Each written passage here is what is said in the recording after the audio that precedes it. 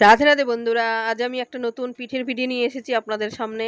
তো দেখুন, পিঠে তো অনেকেই পছন্দ করে, তো পিঠে আমি তৈরি করছি। আজকে আমি তৈরি করব সাজ পিঠা। এটাকে অনেকে আবার সরা পিঠাও বলে থাকে, অনেকে চিতই পিঠা বলে থাকে।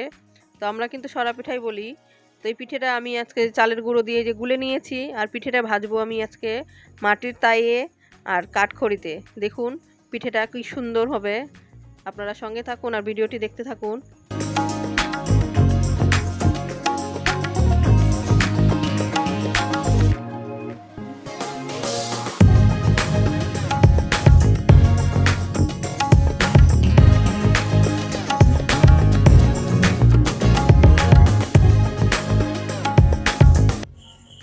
তো বন্ধুরা দেখুন, আমার পিঠে ভাজা কমপ্লিট।